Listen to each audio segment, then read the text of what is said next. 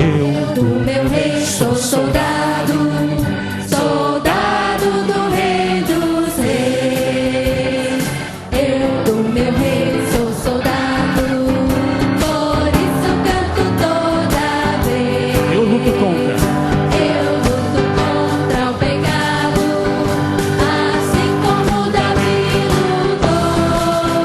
Nem o mal eu vou temer, cumprindo meu dever com Jesus, pois Ele é o Rei dos Reis. mais uma vez bem forte. Boa tarde. Vamos orar? Vamos pedir que esse não seja simplesmente um seminário que a gente vai assistir,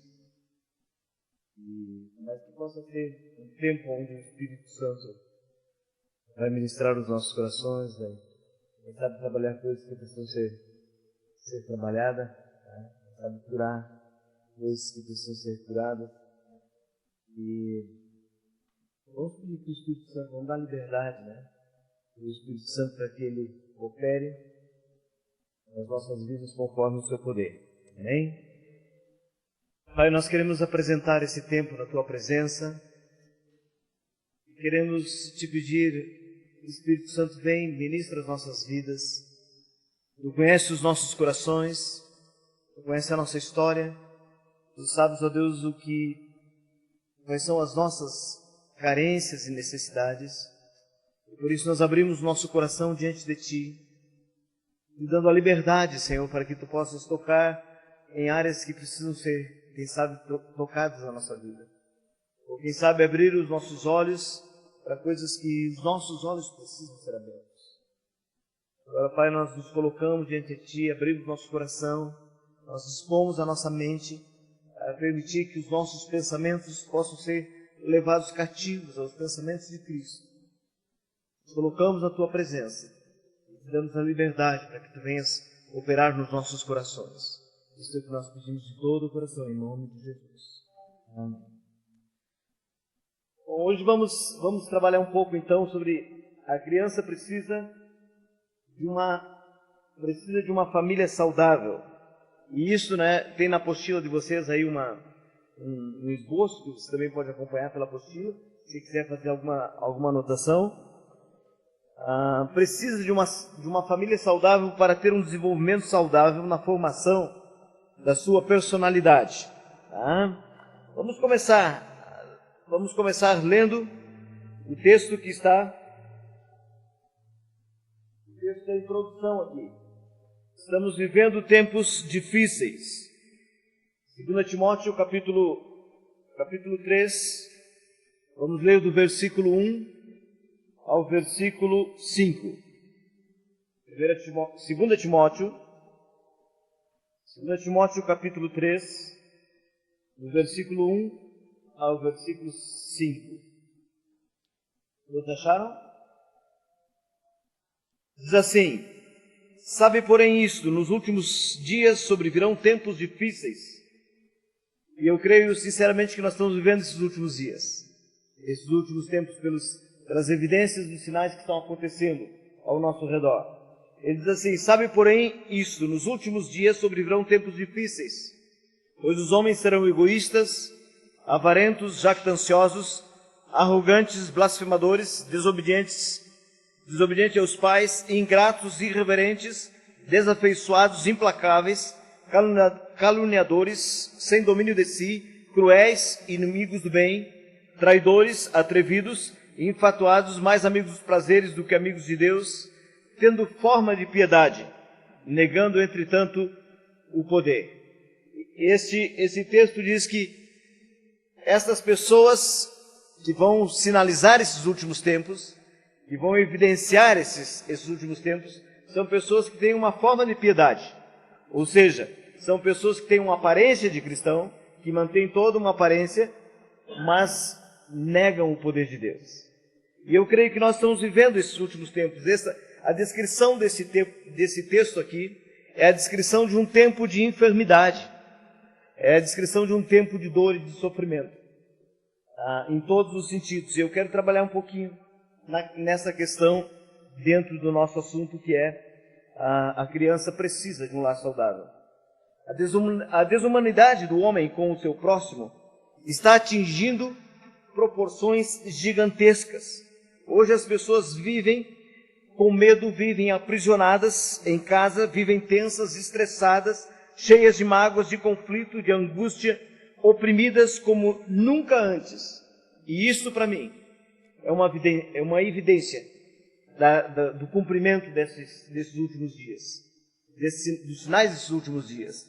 E uma das coisas que eu tenho dito é que eu tenho orado e tenho pedido a Deus, não permita que essas evidências, que eu seja o cumprimento dessas evidências que está falando aqui. E isso não aconteça na minha vida, Senhor. Mas me preserva em santidade, me preserva para uma vida contigo. Há, nesses últimos tempos, uma atmosfera de insegurança. Insegurança por as pessoas não saberem que decisão tomar, ou quais os passos que devem seguir. Hoje em dia nós temos uma infinidade de histórias de famílias aparentemente modelos. Famílias de cristãos, de pessoas que diziam que criam na Bíblia, muitas vezes famílias de homens que estavam na liderança da igreja, muitas vezes famílias de pastores que foram vítimas desta guerra sutil engendrada nas regiões das trevas para destruir a família. E há uma batalha, há uma luta, há forças espirituais malignas pressionando suas vantagens contra a família. E a falha dessas famílias, a falha desses relacionamentos está tanto na falta de caráter das pessoas que estão envolvidas no problema, como também fala dessa falta de caráter, como fala também desta pressão que está sendo exercida sobre a família na nossa sociedade, e fala também desta força espiritual que pressiona vantagens sobre a família. E uma das coisas que eu tenho dito é que o êxito em qualquer área da vida, ou em qualquer área no ministério ou na profissão, não compensa o fracasso dentro de casa. A palavra de Deus nos diz que quando nós casamos, o nosso objetivo é cuidar os homens, eles têm que cuidar em como agradar a esposa. E a esposa tem que cuidar também em como agradar o marido. Essas são palavras, são princípios da palavra de Deus, que agora nós temos que zelar. Esta é uma prioridade das nossas vidas que nós temos que observar. E se nós não observarmos essas prioridades de acordo com o ponto de vista de Deus, a tendência é que a nossa família vá se deteriorando. E quando a gente menos espera, a gente vê a família erosionando, a família desmoronando. Encontramos pessoas estressadas, angustiadas e deprimidas. Então nós precisamos entender que depois do nosso relacionamento com Deus, a nossa prioridade número 2, para os que são casados, é do relacionamento com a esposa ou com o esposo. Depois do relacionamento com os filhos. E por último, o ministério. Vem a profissão, para quem é um profissional liberal, vem a profissão e por último o ministério. Por que essa tem que ser a ordem? Porque eu preciso estar bem no meu relacionamento com Deus, que é a prioridade número 1. Eu preciso estar bem no meu relacionamento com a minha esposa. Eu preciso zelar pelo relacionamento com meus filhos. Eu preciso dar um bom testemunho na minha profissão, para que eu tenha autoridade para exercer o meu ministério. Vamos trabalhar um pouquinho nessa questão. Uma das coisas que eu quero mostrar para vocês hoje é o propósito de Deus para a família. O lar não é uma ideia tardia que Deus decidiu em seu plano, que decidiu incluir no seu plano como uma conveniência para suprir as necessidades do homem e da mulher. A relação conjugal e a família ocupam, eu quero que vocês sublinhem isso aí ou escrevam isso aí. A relação conjugal ocupa o centro da estratégia de Deus para a raça humana e principalmente para a sua igreja. E nós precisamos ver isso com seriedade. A família é uma vocação, nós podemos dizer que a família é uma vocação missionária do cristão. Segundo o ponto de vista de Deus, Deus não nos chamou para termos uma família patriarcal e Deus também não nos chamou para termos uma família matriarcal. Mas Deus nos chamou para termos uma família sacerdotal, uma família que vai ministrar aonde ela está implantada, uma família que vai ser bênção aonde ela está implantada, uma família que vai ser um instrumento de cura e de restauração. Esse é o propósito de Deus. Então, dentro deste propósito de Deus, eu quero ver alguns itens. Primeiro, a família é a pedra fundamental da sociedade e da igreja. Segundo o ponto de vista de Deus, a família deve ser o verdadeiro centro de vida espiritual. Quero salientar isso. A família tem que ser o verdadeiro centro de vida espiritual, não é a igreja. Porque a igreja, ela tem que ser uma consequência, a soma das famílias. Então é na família, ou seja, em cada lar, cada lar deveria funcionar como uma pequena igreja em miniatura, provendo os ingredientes necessários para o crescimento e para a saúde da relação de cada um dos membros com o Senhor. Então, dentro da família, a família deve ser o lugar onde eu encontro a Cristo, onde eu conheço a Jesus Cristo. A família deve ser o lugar onde eu começo os meus primeiros passos na vida cristã, onde o fundamento da palavra de Deus começa a ser lançado na minha vida. A família tem que ser o lugar onde eu aprendo a conhecer a Deus, tem que ser o lugar onde eu aprendo a orar, onde eu aprendo a amar a palavra de Deus. A família tem que ser o lugar onde eu sou discipulado, onde eu sou edificado e sou ensinado. Eu preciso entender que os meus filhos são os meus primeiros discípulos. E um dia Deus vai pedir conta dos filhos que Ele colocou diante de mim e do discipulado que eu fiz com eles. Eu lembro, por exemplo, que meu filho, quando estava com 4 anos, nós íamos de carro. Eu não sei como o Espírito Santo age na vida de uma criança, mas ele age na vida da criança. Nós íamos de carro e meu filho falou assim para mim, vinha só eu e ele no carro, e ele falou: pai, eu quero receber Jesus como Salvador. Aí eu estacionei o carro, orei com ele, fiz uma oração ao nível do entendimento dele, e ali ele tomou a decisão por Cristo. E nós já começamos um processo de discipulado depois da sua decisão. Nós já vimos um processo de discipulado, porque nós precisamos entender que discipulado não é só transmissão de conhecimento. Discipulado não é você só transmitir Bíblia para a pessoa, mas discipulado é transmissão de vida, onde você vai transmitir tudo o que você tem de vida com o Senhor, de oração, de comunhão. E então você faz um discipulado, precisa fazer um discipulado de uma forma formal com seus filhos, onde você marca uma hora, onde você tem pelo menos um tempo por semana para investir na vida dos seus filhos, discipulando, mas você tem que entender que o tempo de vida com eles é um tempo de discipulado informal, onde você vai estar transmitindo para eles a vida do Senhor que há em ti. Então nós precisamos entender que os nossos filhos são nossos primeiros discípulos. Lamentavelmente, no processo histórico, esse papel específico do lar tem sido transferido para a igreja. E as famílias enviam os filhos para a escola dominical, para que eles aprendam Bíblia. Enviam eles para o grupo das crianças, para que lá eles sejam ensinados. Mas nós precisamos entender que o lar tem que ser o verdadeiro centro de vida espiritual e de crescimento. Podemos dizer assim que, sendo a família a pedra fundamental da sociedade e da igreja, as boas e as más relações nelas, ali na família, geradas ali, vão afetar todo o relacionamento da criança. Ou ela vai afetar o seu relacionamento para que ela construa depois relacionamentos edificantes, ou vai afetar a sua vida para que ela não saiba construir relacionamentos edificantes depois. Eu digo isso porque eu lembro, por exemplo, tem muitas histórias que eu poderia contar para vocês, mas o nosso tempo é curto, né? Mas eu lembro que quando eu casei, eu enfrentei problemas sérios no casamento, de comunicação. Por quê? Porque eu não aprendi a me comunicar com o papai e com a mamãe. Eu não via o papai e a mamãe conversando. Eu via às vezes os problemas, eu via as discussões, eu via os gritos, mas eu não via a solução daqueles problemas. Eu não sabia como é que eles tratavam aquelas questões. E lá em casa a coisa funcionava mais ou menos assim, conversava aquilo que era trivial. Mas a essência da comunicação, eu não lembro do meu pai sentando conversando comigo. Então eu não sabia que eu não sabia me comunicar.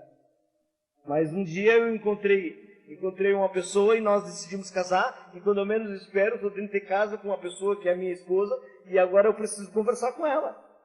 A gente precisa se entender. E a gente precisava resolver, tratar as nossas questões, mas eu não aprendi isso.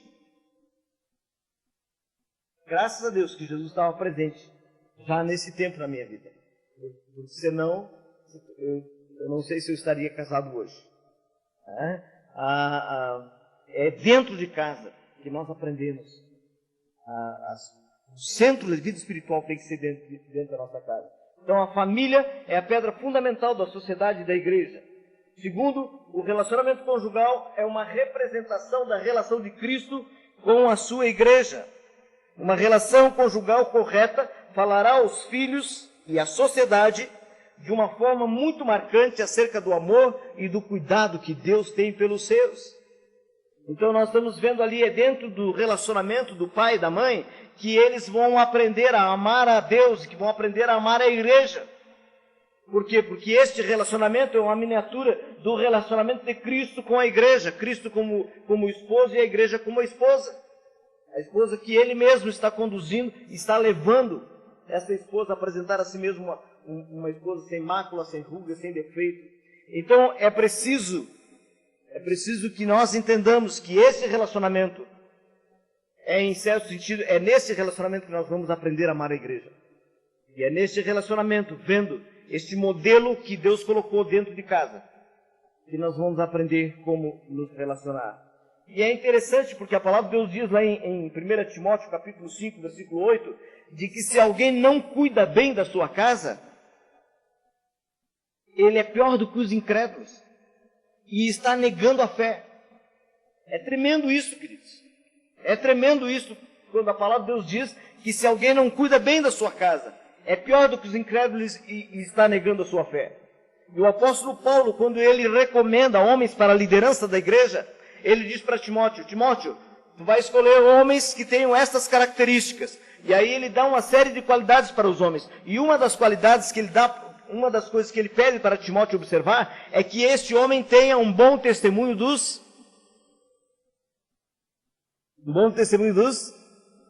de fora. Um bom testemunho dos de fora. Então, quando um pastor vai escolher alguém para ser líder na igreja, o que ele precisava fazer? Ele precisava ir lá no vizinho da direita dele, dessa pessoa, lá no vizinho da esquerda, nos vizinhos da frente, e perguntar, olha, eu vim aqui, eu estou procurando colocar esse homem na liderança da igreja, e eu queria saber como é que é a vida deles, e escutar os vizinhos deles, para saber o que é que os vizinhos pensam sobre a vida daquele homem. Então, por quê? Porque é fundamental a relação conjugal, e é fundamental o relacionamento e a família para a vida da igreja. Talvez os vizinhos até não concordassem com aquilo que aquele homem fala, mas eles teriam que dizer, olha, eu não concordo com ele, mas eu tenho que dar o braço a torcer, de que esse é um homem de caráter, que esse é um homem de fidelidade, é um homem de lealdade para a sua família, é um homem honesto, que paga as suas contas, que não deve nada para ninguém, que não está endividado, e tantos outros. Ele tem que ter um bom testemunho de dizer fora. É um homem que não mente. Então, esse é o segundo ponto. A relação conjugal é uma representação da relação de Cristo com a igreja. O que é que nós estamos falando para o mundo? Através do relacionamento de marido e mulher. O que é que nós estamos mostrando para o mundo em relação à igreja do Senhor Jesus? O terceiro ponto que eu quero salientar é a família, o campo de treinamento e desenvolvimento pessoal. Psicólogos e sociólogos contemporâneos são enfáticos em afirmar que nenhum outro estrato social, a não ser a família, está pronto para permitir ao ser humano descobrir sua potencialidade e desenvolver essas potencialidades ao nível máximo. Isso o reconhecimento da própria ciência, da própria psicologia, da própria sociologia.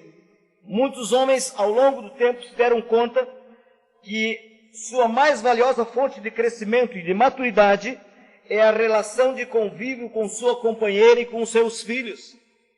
Em outras palavras, nós podemos dizer assim que o nosso lar é o nosso verdadeiro seminário. Deus já nos deu um seminário, que é o nosso próprio lar. Hoje nós damos ênfase num ensino fora da casa, mas ali está o nosso campo de treinamento.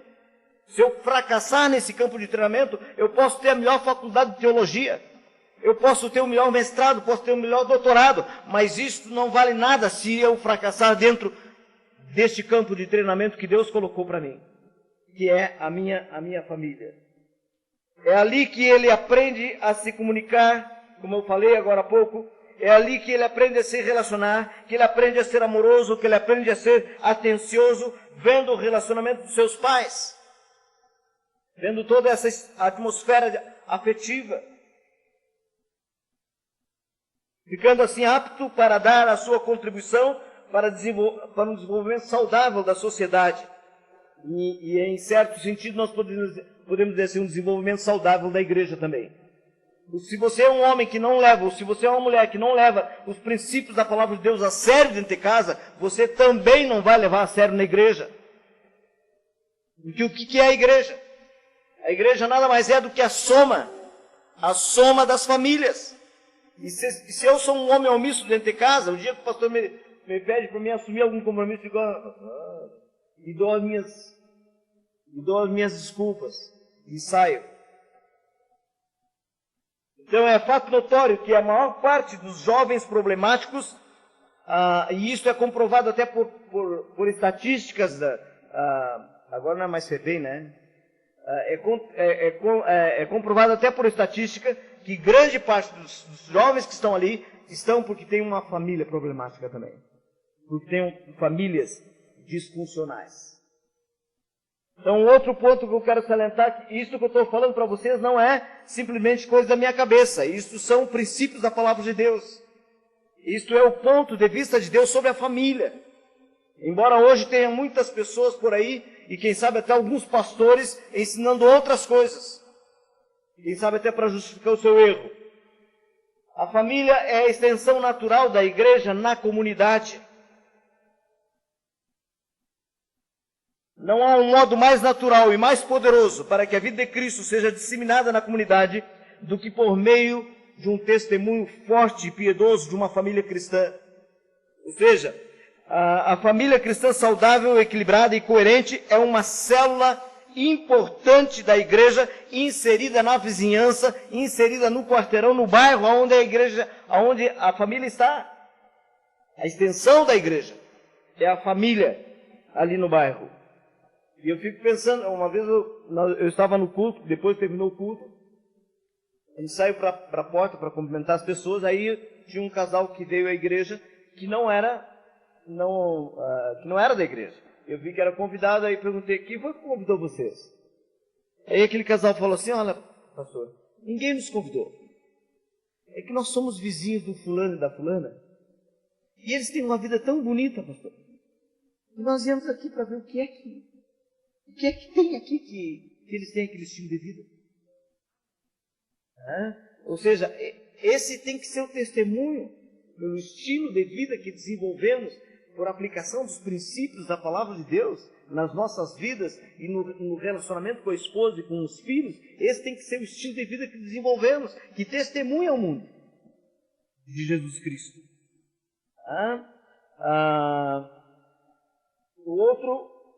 O outro ponto que quero salientar é que a família deve ser um instrumento de cura e de refrigério, dando lugar à sua dimensão terapêutica. Ou seja, o Senhor projetou a família para que fosse uma fonte onde cada um dos cônjuges e dos filhos pudesse saciar a sede de algumas necessidades humanas mais básicas que nós temos. Então é ali na família que ela é suprida. Essas necessidades são supridas. Agora, se a família não está funcionando de acordo com os princípios da palavra de Deus, se ela é uma família disfuncional, em vez de ela suprir essas necessidades, ela vai abrir carências na vida da pessoa. Vai deixar deficiências. Ou seja, sem esta fonte de estímulo, que é a família, sem esta fonte de refrigério, a nossa luta seria cada vez mais difícil e mais dolorosa. E é nesse contexto Os princípios que nós vimos aqui, desses princípios sobre a família, é neste contexto que deveria crescer uma criança saudável. É neste contexto que a família entrega para a sociedade um homem que vai dar a sua contribuição para a sociedade, por todo o processo discipular, os princípios que foram aplicados em sua vida. Agora, queridos, o lamentável é ver o avesso desses princípios da palavra de Deus.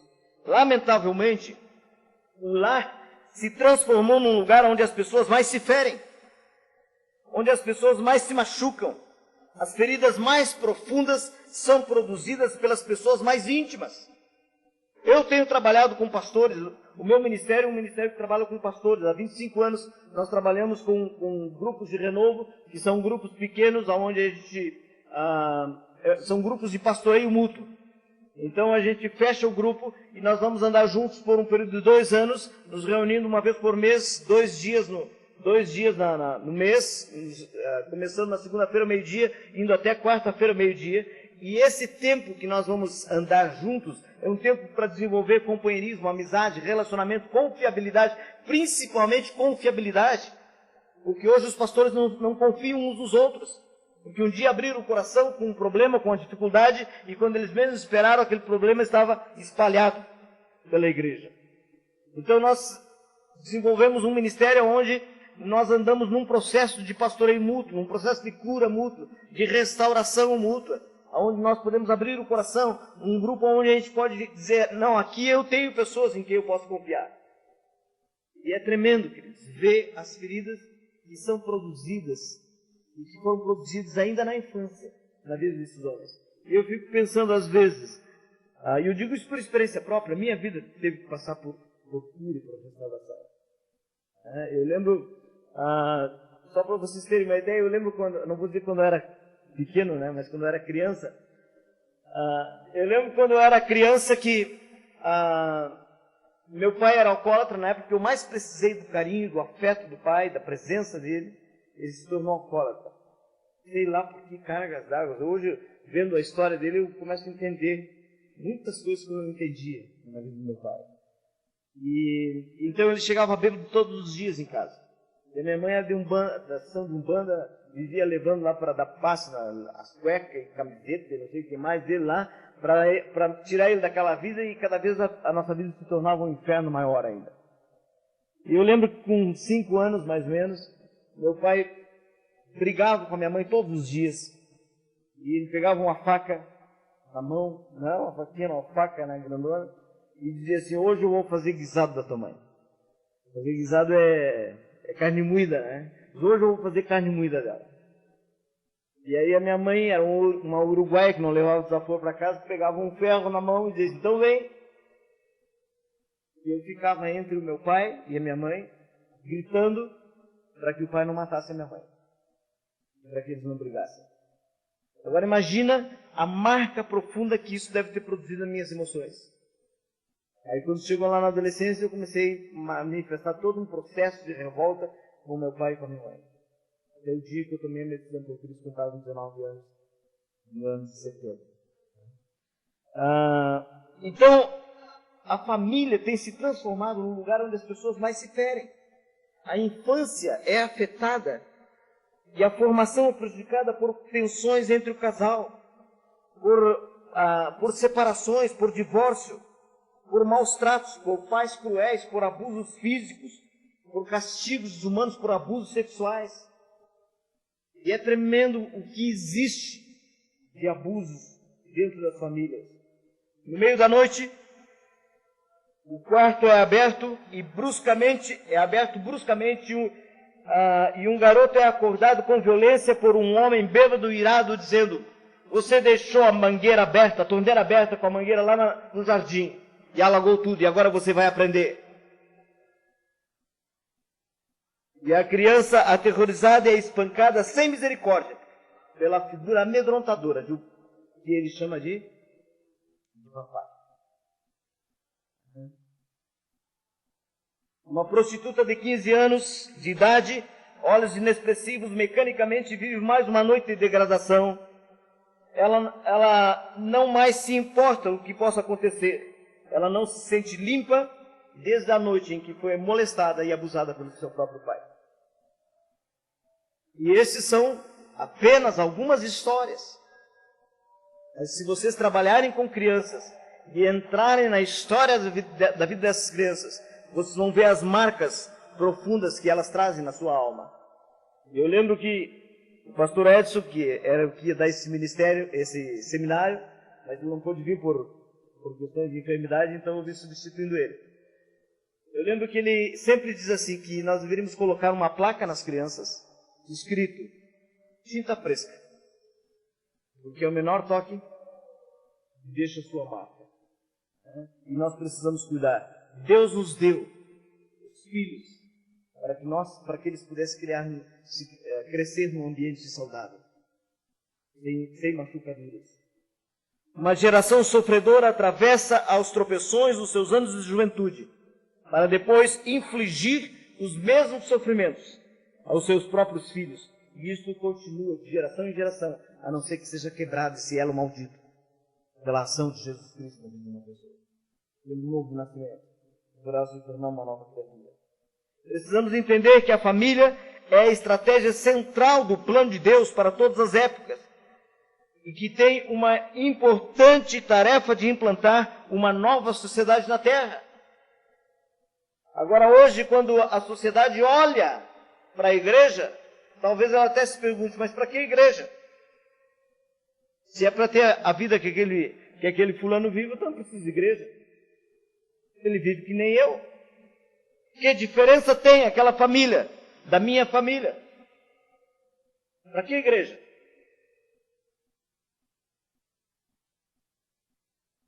Cientes disto, nós compreendemos mais facilmente porque as forças satânicas desta era atacam essa instituição divina tão vigorosamente e buscam a destruição do chamado básico que Deus fez ao homem e à mulher.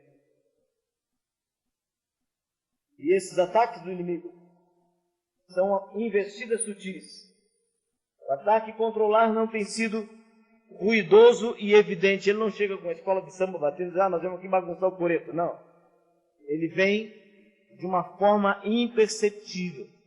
Até pelas leis do país, ele está chegando de uma forma que nós não temos, às vezes, como reagir. O ataque contra o lar não tem sido ruidoso e evidente. Porém, o inimigo tem preferido efetuar mudanças sutis ao longo dos anos,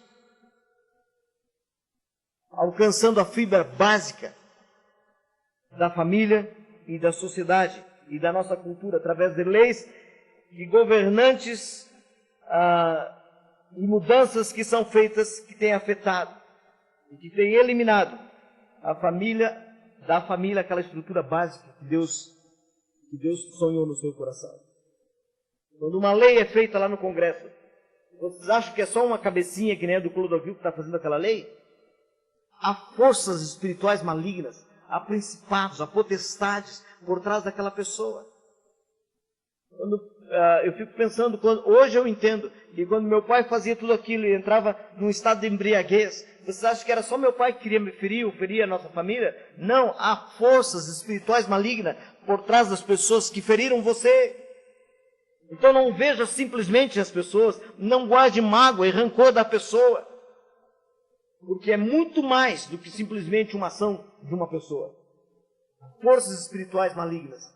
A palavra de Deus diz que a nossa luta não é contra carne e sangue, não é contra as pessoas, mas é contra principados e contra potestades, contra dominadores deste mundo tenebroso, contra forças espirituais do mal nas regiões celestes. Então nós precisamos estar atentos.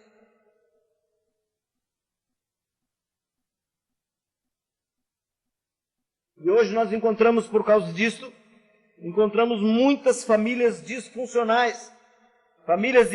Quando nós falamos de famílias disfuncionais, eu estou falando de famílias de papéis confusos.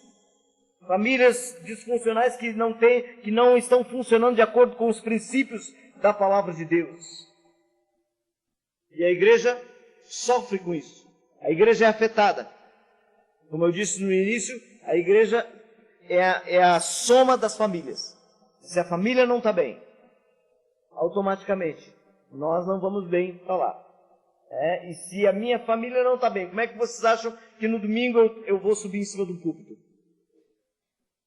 Como é que eu vou estar no púlpito para transmitir uma mensagem? Se eu não estou me relacionando bem com a minha esposa, se eu não estou bem com os meus filhos, se a coisa não está, se eu não estou bem no meu relacionamento com Deus, dentro da minha casa, como que isso vai acontecer? Então, esses ataques do inimigo, a palavra de Deus diz que o inimigo arma armas ciladas. Diz que ele arma laço. O laço é uma coisa que você não vê. Quando você percebe, você já... Alguém pode me conseguir um pouco d'água? Quando você percebe, você caiu no laço. A palavra de Deus diz que ele arma trampas, arma armadilhas. E você não se dá conta dessas armadilhas. Então, e os nossos referenciais hoje estão caindo. Exatamente por causa da família. Porque a família está desmoronando. Domingo eu estava aqui em Jundiaí, cheguei na casa de um pastor onde eu ajudei ele em 78. Eu fui ajudante dele. E aí eu estava conversando com ele e eu perguntei assim, quantos anos de casado, fulano? E ele falou assim, 40 anos. E eu fiquei pensando, que bênção. Que referencial. Porque tantos referenciais que nós considerávamos que estavam na mídia estão caindo. E a gente se dá conta quando cai alguém que está em evidência na mídia. Mas é aquela igrejinha que está lá no fundão, lá sozinha, com um grupinho de pessoas, e que nós soltamos um pastor lá no fundo, naquele fundão lá. E aquele homem com as suas, quem sabe com as suas, sem ter um pastoreio, sem ter uma mentoria, sem ter alguém que acompanhe, que cuide, que possa estar junto com ele, que seja um guerreiro que esteja lutando nas suas costas. Porque quando nós vamos, essa é uma das coisas que nós precisamos entender, que quando nós somos lançados no ministério, nós estamos sendo lançados na frente da batalha. Nós estamos na primeira linha da batalha. E nós vamos precisar de outras pessoas que lutem conosco. Pelo menos um guerreiro para estar nas minhas costas. Porque às vezes eu posso estar me defendendo aqui, mas ser atingido pelas costas. Então nós precisamos desse processo de cuidado mútuo. E nós, às vezes, como eu disse, nós nos damos conta e nos escandalizamos com alguém que está na mídia. Mas é aquele que está sozinho. São inúmeros casos de guerreiros que ficaram caídos no campo de batalha. E alguém disse que a igreja é a única instituição que deixa os seus guerreiros caídos, feridos no campo de batalha. E isso quando não dá um pontapé na traseira e expulsa, e manda embora. E a palavra de Deus diz que Deus não nos deu o ministério do juízo. Deus não nos deu o ministério da condenação. Deus não nos deu o ministério da expulsão. Mas Deus nos deu o ministério da reconciliação. E nós precisamos trabalhar nesse sentido. Agora, o inimigo de Deus, ele nos desvia do foco. Agora, preste bem atenção, um outro ponto que eu quero salientar. Nós temos um inimigo que é feroz. Em 1 Pedro diz que ele é o nosso adversário. E em João 10:10 diz que ele é o ladrão, que ele vem para roubar, matar e destruir. Ainda bem que o versículo não é só isso. A continuação do versículo, Jesus disse, mas eu vim para que tenham vida, e vida em abundância. Ou seja, nós temos um inimigo que é feroz. Cada vez encontramos pessoas mais feridas, mais machucadas. É triste ver crianças jogadas no lixo, abandonadas em banheiros. Uma criança de 10 anos carregando outra criança. É triste de ver situação assim. E quando eu digo carregando uma outra criança, não estou dizendo seu irmãozinho, estou dizendo seu filho. Situações dessa natureza. Pais violentando filhas, traumas dos mais horripilantes que as pessoas possam imaginar. Está acontecendo porque há uma força espiritual maligna por trás que quer que no fundo, ele afetando a família, ele afeta a igreja do Senhor Jesus. Satanás tem um projeto de ferir cada pessoa que nasce neste mundo. Por que ele tem esse projeto? Porque as feridas são nas suas mãos instrumento de destruição de vidas e instrumento de destruição de famílias. E Satanás se utiliza das feridas. Por isso, quando uma pessoa está ferida e a amargura se implanta no seu coração, essa pessoa ela vai ser perturbada pessoalmente. E depois dela ser perturbada e essa amargura brotar, ela vai contaminar o ambiente onde ela está. Nós vamos ver isso mais na frente. As feridas são instrumentos de destruição de vidas, começando ainda na mais tenra infância, até mesmo no ventre materno. Hoje nós sabemos, através da ciência, de que os sentimentos da mãe são transmitidos para o feto, que está em formação. E se não há uma atmosfera de amor, se não há uma atmosfera de compreensão, se há uma atmosfera de insegurança, isso é transmitido para a criança. E no seu ódio maquiavélico contra o homem, criado à imagem e semelhança de Deus, Satanás investe com toda a força contra a família. E investe contra o homem ainda na sua formação, desferindo seus golpes ferinos, para que a pessoa cresça, para que a criança cresça, com a sua personalidade emocionalmente deformada. Quando Deus confrontou Satanás lá no Éden, ele disse que colocaria uma inimizade entre ela e a mulher. E que ela feriria o descendente da mulher. E que o descendente da mulher lhe feriria na cabeça. E que a serpente lhe feriria no calcanhar. Quem é esse descendente? Claro que é Jesus. Mas nós podemos dizer assim, primeiramente se refere a Jesus, mas por extensão a todos os nascidos de mulher. E Satanás tem esse objetivo, de fazer com que você seja uma pessoa amargurada, por causa de uma ferida emocional na sua vida. Porque se ele conseguir que esta ferida seja alimentada no seu coração, nas suas emoções, e esta ferida se prolongue, ela vai se deteriorar em amargura na sua vida. E aí, toda a vida em abundância que Jesus Cristo veio para que nós pudéssemos experimentar, ela é bloqueada. E é isso que eu quero dizer com vocês. Como as feridas são um instrumento nas mãos do inimigo para destruir vidas e para destruir famílias. Em primeiro lugar, eu quero ver as feridas, então, elas são instrumentos amarrando você à pessoa que o feriu. O que aceita a ferida torna-se prisioneiro. Quando você aceita a ferida que foi feita no seu coração, você se torna prisioneiro. Se você está amargurado com alguém, tornou-se seu escravo. Você carrega atrelado à sua mente, você carrega atrelado aos seus sentimentos, aonde você vai, todo o tempo ele está presente com você. Você vai para a cama com ele, você dorme com esta pessoa amarrada nas suas emoções, ele não se aparta momento algum da sua vida, porque ele é um companheiro indesejável que você tem. E sabe por quê? Por causa da ferida e da amargura que permanece no coração. O inimigo se utiliza disso para envenenar você e para roubar a qualidade de vida que Deus quer que você tenha. Segundo ponto que eu quero salientar, como que Satanás se utiliza das feridas para destruir vidas, é prendendo a amargura da ferida. Os sentimentos são alimentados com a mágoa. É como se você pegasse um prego enferrujado e começasse a mexer numa ferida. O sangramento vai ser inevitável se nós alimentarmos a ferida. A amargura é resultado de feridas emocionais. Em primeiro lugar, essas feridas, elas são provenientes do relacionamento entre pais e filhos. Em primeiro lugar, porque é ali que Satanás quer produzir as feridas mais profundas no coração de uma pessoa. A estratégia de Satanás é usar os mais próximos, porque quanto mais próximo a pessoa é, mais profunda vai ser a ferida. Às vezes alguém que não é próximo de mim pode me falar qualquer besteira, eu nem bola dou. Aí se aquilo for falado por alguém que é próximo de mim, isso pode machucar. E é isso que Satanás tem se utilizado. As feridas também são provenientes do relacionamento entre marido e mulher.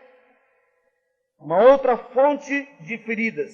Atrás da maioria das paredes das casas do mundo inteiro ocorrem as mais diferentes cenas que deixam um rastro de dor, de lágrima, de sofrimento e de sentimento de amargura no coração, principalmente da mulher.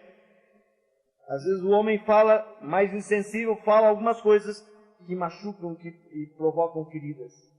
E as crianças sofrem o impacto dessas feridas neste relacionamento. E nós precisamos estar atentos para não permitir que Satanás se utilize de brechas que nós podemos dar. O terceiro ponto que eu quero salientar é que ele se utiliza dessas feridas, incapacitando você de amar e ser amado.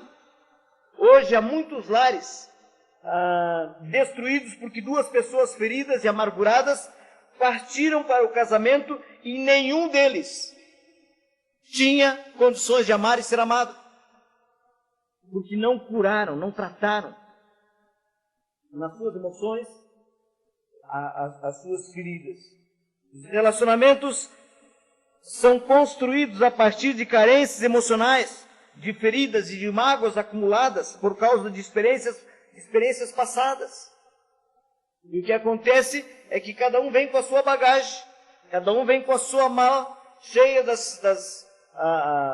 do lixo psicológico que ele traz, através das suas feridas, e essas duas pessoas se olham, se gostam e acham que isso é suficiente para casar. E aí eles casam, entram na sua casa, abrem a sua mala cheia de lixo psicológico e eles ficam trocando os seus lixos psicológicos. E dentro de pouco tempo a gente diz assim, se separaram. Mas é óbvio. E às vezes aquele relacionamento produziu outras feridas em cima das feridas que já tinham. E quando a gente menos espera, eu encontro pessoas já querendo construir um novo relacionamento, quando nem tratou as feridas de um relacionamento passado, que não deu certo. E Satanás vai pressionando vantagem sobre essas vidas. E vai trazendo essas pessoas que elas vão chegando ao final da vida totalmente pessoas amarguradas, pessoas ranzinzas, pessoas que se tornam de mal com a vida, porque não permitiram o trato de Deus nas suas vidas. E eu fico pensando, às vezes, a gente fala tanto da Umbanda e da Umbanda e Espiritismo e outras coisas mais, mas eu fico pensando que às vezes nós ficamos lançando bruxaria psicológica para os nossos filhos dentro de casa. Você é burro, você não serve para nada. E começa a lançar essas mensagens que vão gravar na sua memória para o resto da vida. E nesses grupos de pastores que nós temos, nós formamos no segundo ano, no segundo semestre, depois que a gente já desenvolveu todo um contexto de confiabilidade, onde a gente pode abrir o coração e compartilhar a vida, nós temos um encontro que nós chamamos de revisão de vida. E nesse encontro, cada um conta a sua história. Tem 1h30, mais ou menos 2 horas, às vezes a gente escuta mais a pessoa contando a sua história. Ela vai contando a sua história, e a gente vai interagindo com ela. E tinha uma pessoa, um pastor de 55 anos, ele era bem gordinho, tinha 200 quilos. Então, todas as vezes que eu ia pegar ele para levar para o grupo de renovo, eu tinha uma caminhonete grande, e ele sempre me dizia assim, mas eu não estou sendo um estorvo para ti, não estou te atrapalhando? Eu digo, não, o que é isso, companheiro? Eu faço isso com a maior alegria. Aí, quando ele estava lá no grupo, eu servia o prato dele para ele, porque ele tinha dificuldade de se locomover, né? Levava para ele. Toda vez que eu ia fazer alguma coisa para ele, ele perguntava, mas eu não estou sendo um estorvo? Eu não estou sendo... Não estou atrapalhando? E aí, quando ele está contando a história dele, 55 anos, mano, mas são mensagens que estão inconscientes dessas bruxarias psicológicas que são lançadas na vida das pessoas. Aí ele, contando a história dele, disse assim, eu sempre fui gordo. E às vezes eu queria ajudar meu pai, e o meu pai dizia assim, sai daqui que tu só me atrapalha. Isso quando ele tinha 6, 7 anos. Estava lá gravado. E ele disse assim, hoje eu entendo por quê. E toda vez que eu vou fazer alguma coisa para ti, me pergunta se não está sendo um estorvo ou se não está atrapalhando. E quando nós guardamos a amargura no nosso coração, isso envenena todo o nosso sistema. Eu estou falando de sistema, estou falando da nossa fala, da nossa audição, das nossas atitudes. A amargura envenena o nosso sistema, envenena a nossa fala. Ou seja, o amargurado deixa extravasar na sua conversa as feridas da sua alma. Quando você conversa com a pessoa, você já percebe se há amargura no coração dela, porque ela extravasa. E por isso é que ela se torna contagiosa. A amargura também contamina as suas atitudes. A pessoa às vezes se torna ríspida, se torna crítica, vingativa, agressiva, fechada. E a Organização Mundial de Saúde, elas hoje já está reconhecendo. Há um tempo atrás, a ciência só reconhecia enfermidades físicas. Depois a psicologia descobriu que tinha problemas na alma, no psique da pessoa, que poderia afetar o seu físico. E aí então eles admitiram doenças psicossomáticas. Doenças do psique que afetavam o soma. Hoje, o setor da ciência já está admitindo doenças pneumopsicossomáticas, ou seja, pneumo do espírito, né? Doenças do espírito que afetam a alma e que têm consequências no seu corpo. Então, incapacita a pessoa de amar e de ser amado. Por isso muitos casamentos às vezes não estão dando certo. Outro ponto que quero salientar é como que Satanás se utiliza das feridas como instrumento de destruição, abrindo brechas para o inimigo. Ou seja, as feridas podem se transformar em brechas caso sejam aceitas e sejam alimentadas. Ninguém escolheu ser ferido. Nem sempre tem a culpa de ser ferido, mas deixar que as feridas se deteriorem, deixar que as feridas inflamem e se torne, quem sabe, um câncer emocional na vida da pessoa, aí é responsabilidade sua. Isso nós não podemos permitir. Pela aceitação da mágoa, nós abrimos uma porta da alma para a manipulação do inimigo e isso nos torna culpados. E quão prejudicial é para uma criança crescer num ambiente de ferida, de amargura, de ressentimento. E aí nós vamos ver isso se estendendo também para a vida dela. Mas graças a Deus, queridos, graças a Deus, eu quero que vocês leiam esse texto. Graças a Deus que Jesus veio para restaurar a família. Jesus veio para restaurar as nossas emoções. Jesus veio para restaurar, para nos curar, para que nós pudéssemos expressar a vida de Deus através das nossas vidas. Então, 1 João capítulo 3, versículo 8. Alguém pode ler?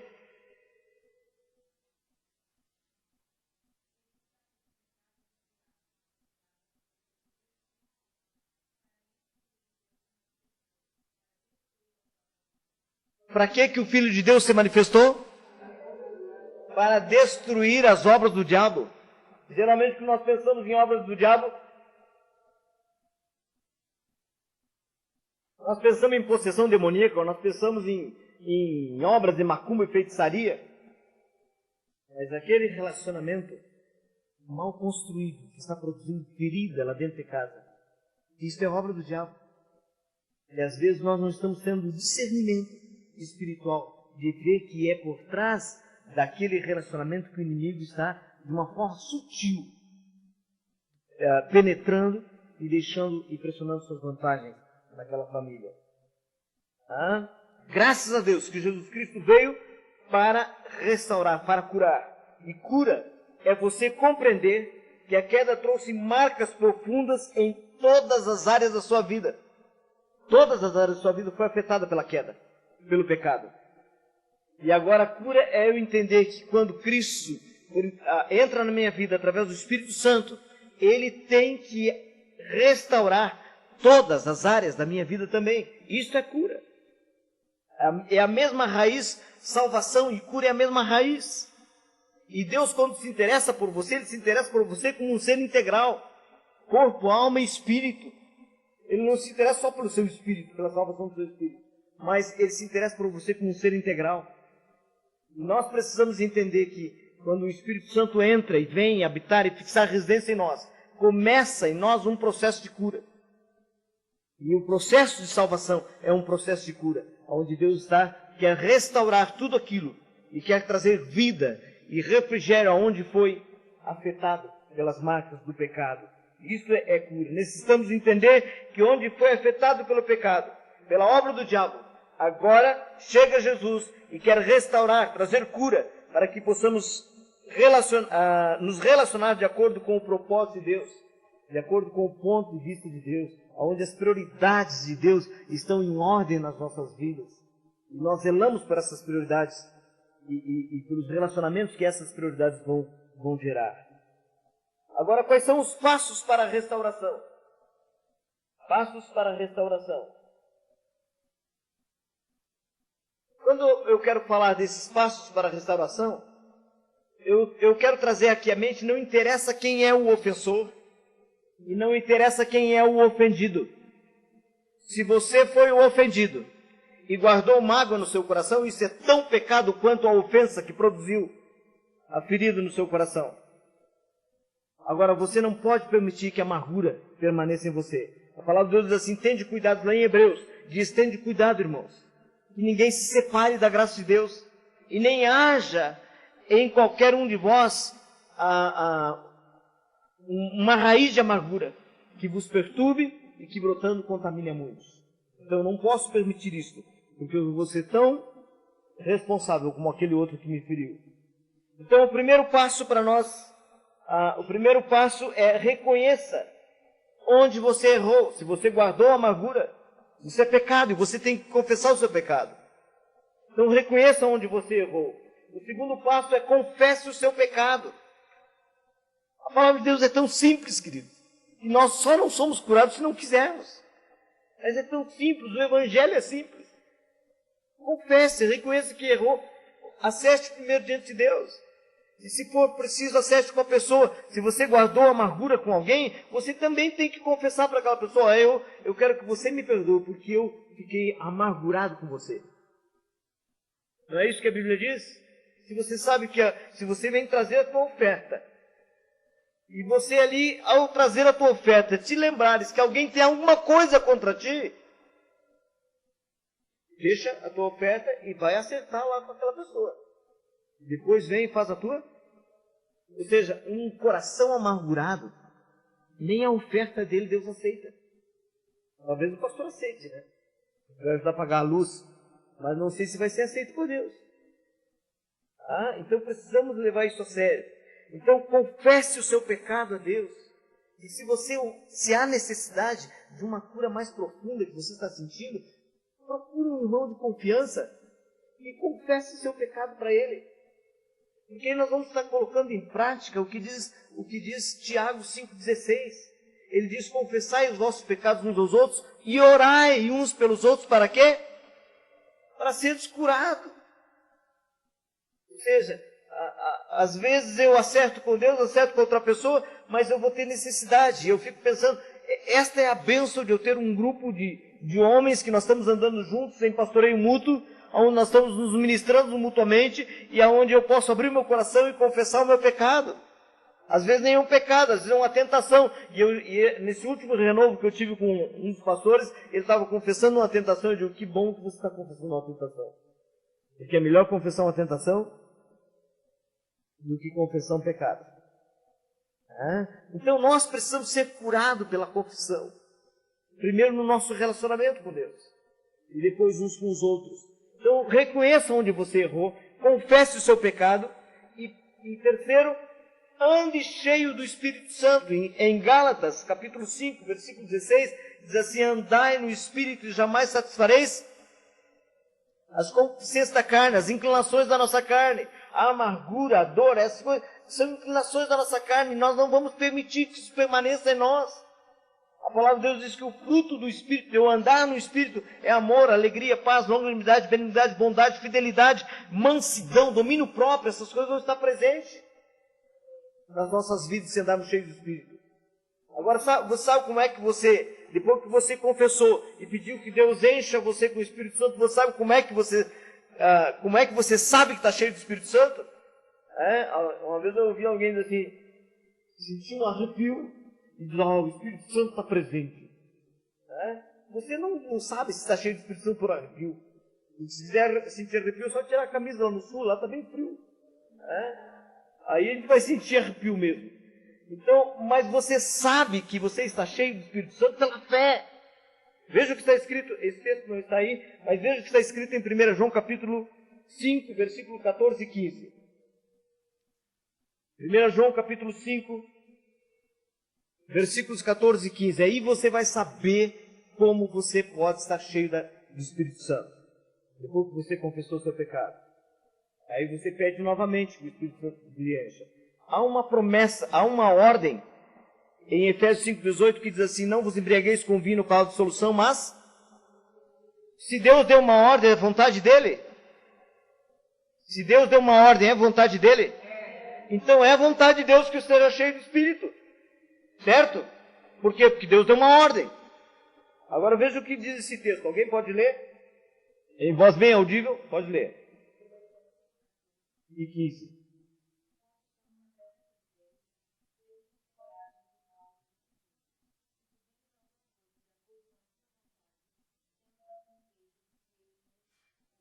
Então preste bem atenção, ele diz assim, esta é a confiança que temos diante de Deus, que se pedirmos alguma coisa segundo a sua vontade, Ele nos ouve. Agora veja o versículo 15.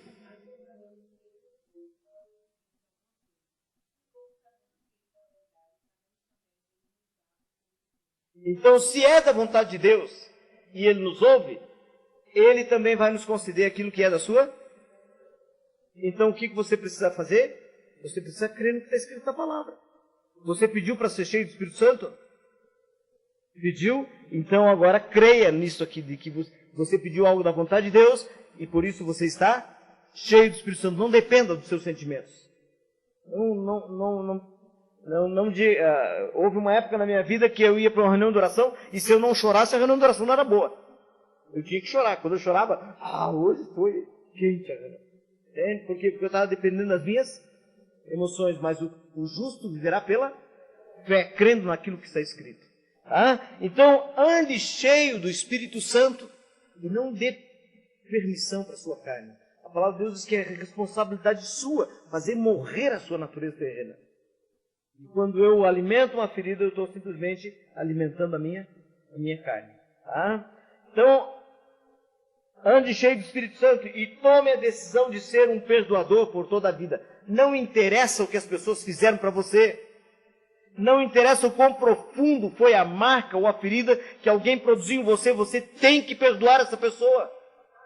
Porque se você não perdoar essa pessoa, você não vai desfrutar da vida plena e abundante. E quando Jesus Cristo falou de uma vida plena e abundante, Ele falou de uma vida cheia de sentido, cheia de propósito. Uma vida onde você encontrou razão para viver. E esta vida não vai fluir de você se você não liberar perdão para outras pessoas. E ainda, você pode trazer a outra pessoa, fazer com que a outra pessoa também não seja perdoada. Isso é tremendo. É tremendo. Lá em João, no capítulo... Esse texto não está aí, mas está me vindo à mente agora. Veja, por exemplo, João, capítulo 20.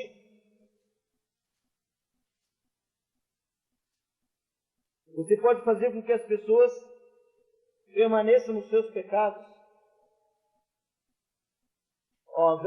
João capítulo 20, versículo 23. O que diz? O que diz? Preste bem atenção. Se de alguns perdoarem os seus pecados, o que vão ser os pecados? Vão ser perdoados. Mas se você não perdoar, não serão perdoados. E ele diz assim, e se lhes retiverdes, serão retidos. Se você não perdoa, o pecado daquela pessoa é retido nela. E talvez você, por guardar uma amargura no coração, está retendo que a graça de Deus chegue até aquela pessoa. Eu lembro, por exemplo, eu estava com 19 anos, eu nunca tinha pedido perdão para o meu pai. E como a gente foi se tornando adulto e criando um pouquinho de asa, como a gente diz, né? Quando a gente era criança, ele gritava, a gente ficava quieto. Mas depois ele gritava, a gente respondia no mesmo tom. E eu lembro que depois que eu tomei a minha decisão por Cristo, eu vim para casa, meu pai falou um negócio para mim, eu respondi para ele. E o Espírito Santo veio e disse assim, você tem que pedir perdão para o teu pai. E eu fui lá pedir perdão para o meu pai. 19 anos, nunca tinha pedido perdão para ele. Aí eu cheguei todo sem jeito, meu pai do interior, lá do Rio Grande do Sul. Aí eu falei assim, pai, ele estava serrando na lenha. E eu disse, pai, e ele, eu disse, eu quero te pedir perdão porque eu te respondi assim. Ele me olhou,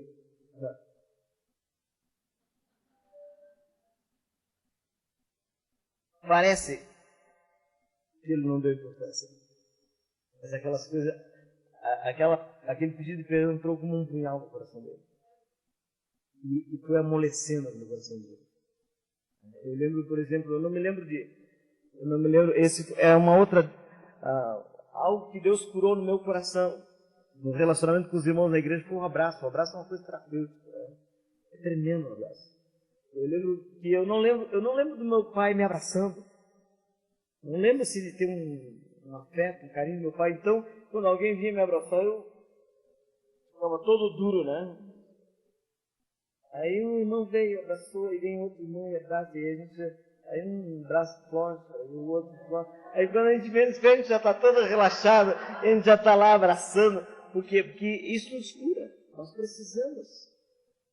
Né? E isso tem que começar dentro de casa. Abraça seu filho, diga que você ama, não seja travado. Né? Eu lembro, por exemplo, eu era para ter esse tipo de atitude com meus filhos, mas eu disse, em nome de Jesus, comigo se quebra esse elo maldito. Tem pessoas que ficam olhando para o passado, meu bisavô foi assim, meu avô foi assim, meu pai é assim, eu sou assim. Você não tem que ser em nome de Jesus. Você é uma nova criatura. Você tem que trazer agora a imagem e semelhança de Jesus Cristo. Tem que ser formada no seu caráter. Você tem que caminhar neste processo de ser transformado dia a dia, a imagem e semelhança de Jesus. Para que você possa transmitir graça aos que ouvem e graça aos que estão convivendo com você. Então tome a decisão de ser um perdoador e esteja sempre revestido da armadura de Deus. Lá em Efésios capítulo 6 diz que nós precisamos estar revestidos com toda a armadura de Deus para poder resistir no dia mau. Nesta caminhada que nós temos, querido, nós vamos estar sempre num processo de nos ferirmos. Mas com esta armadura, nós não vamos permitir que essa ferida penetre no nosso coração. Nós não vamos permitir que a amargura que o nosso coração acolha essa amargura. Nós vamos estar revestidos com essa armadura de Deus. Para poder... E aí lá ele vai falando do capacete da salvação. É o capacete que mantém a cabeça erguida na batalha. O inimigo pode lançar seus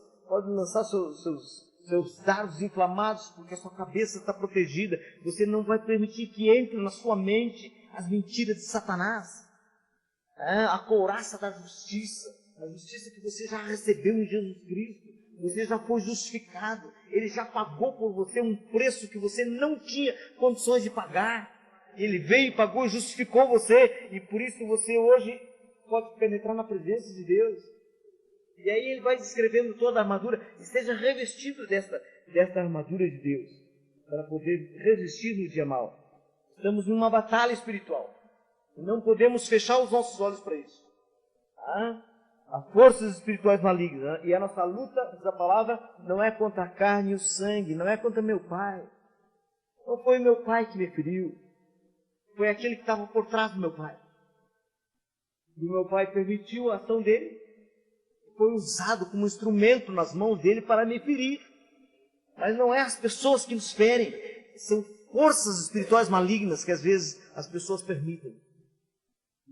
Para que nós para que nós não venhamos guardar amargura contra as pessoas. Nós precisamos ver essas forças agindo por trás das pessoas. E por último, queridos, sejam pacientes. Por que ser paciente? Porque os problemas que tomaram muitos anos se desenvolvendo, principalmente de relacionamento de marido e mulher, né? Os problemas que levaram muitos anos se formando não serão curados numa noite de vigília. Não serão curados numa noite de diálogo. Aí você diz assim, eu fiquei até às 4 da madrugada conversando com meu marido, e agora... Mas ele estava louco de sono, querendo dormir. Né? Não é por aí, seja paciente para resolver os problemas. Pode ser que aquele problema que levou uma caminhada longa para se formar, porque foram se somando coisinhas. Hoje você também talvez precise de uma caminhada para solucionar esse problema. Pode ser que tenhamos que esperar e colher os frutos de alguma velha semeadura. Preste bem atenção nisso que eu vou falar. Nós tenhamos que colher os frutos de uma velha semeadura e formar novos hábitos, novos padrões de hábitos de comportamento. Vou dar um exemplo para vocês. Vamos fazer de conta que aqui nesse microfone é um marco divisório. Tá? Eu venho caminhando aqui. Eu venho um processo de mentira. Eu venho mentindo para ela. E ela descobre a minha mentira. Eu dou uma outra mentira. E ela descobre a minha mentira. Eu invento mais na história. E ela descobre a minha mentira. Isso vai produzindo insegurança no coração dela. E vai levando ela a não confiar mais nas coisas que eu falo. Mas aí eu chego aqui. Eu tomo consciência, ou me converto, ou o Espírito Santo me convence do pecado, e eu digo, não, a partir de hoje eu vou ser uma nova criatura, eu vou fazer uma nova semeadura na vida da minha esposa. E eu começo agora uma nova semeadura. A partir daqui eu começo uma nova semeadura. Eu agora começo a falar a verdade, eu começo a ser sincero com ela, e vou dando uma semeadura de afeto, de carinho, de afeição, e vou caminhando. Mas no meio dessa semeadura, ela ainda não acredita em mim. Aí eu chego lá e digo, pastor, eu estou agora numa nova atitude, eu não estou mais falando o que eu falava antes. Mas ele não se dá conta do que ele está fazendo, o que ele tem que fazer, ele tem que recolher os frutos de uma velha. Esse é o processo mais doloroso na solução dos problemas, e que às vezes faz com que as pessoas desistam, é que ainda, quando eu estou com uma nova semeadura, eu ainda vou ter que colher os frutos de uma semeadura de fracasso do passado. E eu vou ter que pacientemente, sem reclamar, eu vou ter que pacientemente colher todos esses frutos, até que eu consiga lá na frente colher os novos frutos dessa nova semeadura. Entenderam? Então a coisa não se soluciona assim, uma varinha mágica aqui. Não, nós precisamos trabalhar isso, porque este processo de nova semeadura e de colheita silenciosa da semeadura passada também vai ser um processo de cura no coração dela. Mesmo que seja doloroso, mesmo que dê a sensação de quem está caminhando contra o sol vendo os nossos fracassos. É preciso que nos demos conta que muitos dos problemas que buscamos superar são resultados da infância, de uma influência paterna, de muitos anos de maus tratos, de maus hábitos que foram profundamente inculcados e que marcaram a nossa formação. Eu preciso entender que quando eu me converto a Cristo, eu venho a Cristo como eu estou. Eu me criei, o meu ambiente era um ambiente de umbanda. Eu, quando tinha dor de dente, minha mãe não me levava no dentista, levava na umbanda para fazer ponto de fogo. Então, como é que eu cheguei na igreja? Eu cheguei com toda essa bagagem. Eu cheguei com toda essa carga. Se alguém pedisse a opinião para mim lá na igreja, eu ia dar a opinião da carga que eu tinha. Por isso a importância do discipulado, da gente pegar essa pessoa agora que se converteu e começar a lançar fundamentos bíblicos na vida dela e ela começar a passar por uma renovação da sua mente. Porque é assim que a pessoa vai experimentar a transformação. A palavra de Deus diz, não vos conformeis com esse século, mas transformai-vos pela renovação da vossa mente. Como que eu renovo a minha mente? Quando eu descubro os princípios da palavra de Deus e começo a substituir os princípios antigos que me orientavam pelos novos princípios que eu estou descobrindo na palavra de Deus. E aí eu começo a experimentar transformação. E começo a experimentar a boa, a perfeita e agradável vontade de Deus. Esses fatores não serão mudados facilmente. O próprio crescimento é um processo de cura. Quando esse crescimento é produzido pela ação do Espírito Santo e operação transformando as nossas vidas, aí então essas deficiências começam a ser tratadas e nós começamos a ser curados. Para concluir, é por aí, queridos, o caminho para experimentar os efeitos benéficos de uma família saudável. Dentro dos princípios da palavra de Deus. Para transmitirmos, é por aí que nós vamos transmitir graça e vida aos que convivem conosco, principalmente os nossos filhos, para que eles possam crescer num ambiente saudável e para que eles possam depois também ser instrumentos de cura e de restauração para outras vidas. Permeados do amor de Deus que é derramado nos nossos corações pelo Espírito Santo, que habita em nós, que nos capacita a sermos instrumentos de cura, instrumento de vida abundante, e aí esta vida abundante vai fluir do seio da família, e vai fluir das nossas vidas, e nós seremos bem-aventurados. Amém? Que Deus nos abençoe. Vamos orar.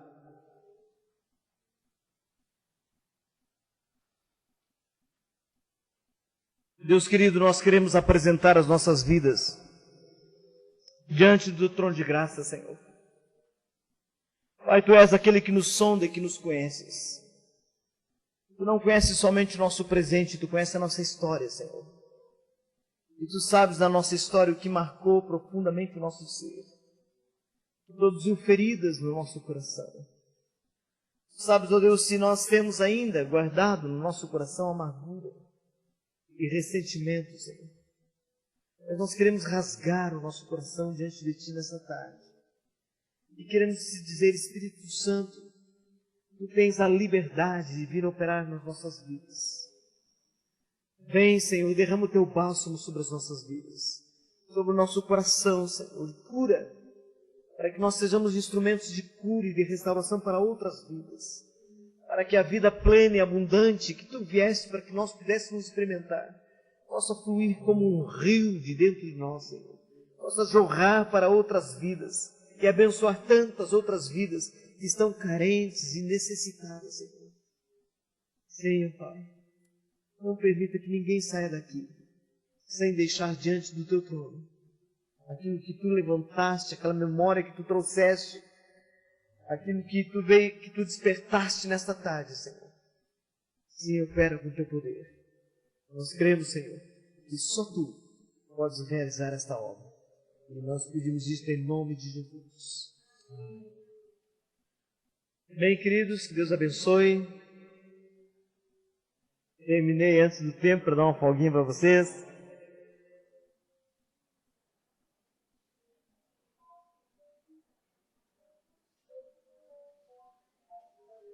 Amém, querido.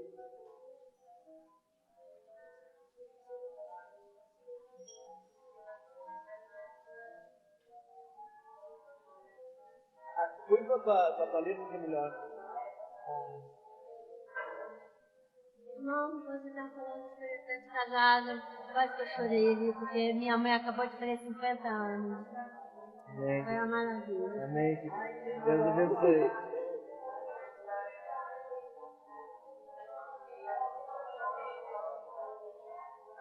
Ó, querido. Jair Anchieta. Não. Como?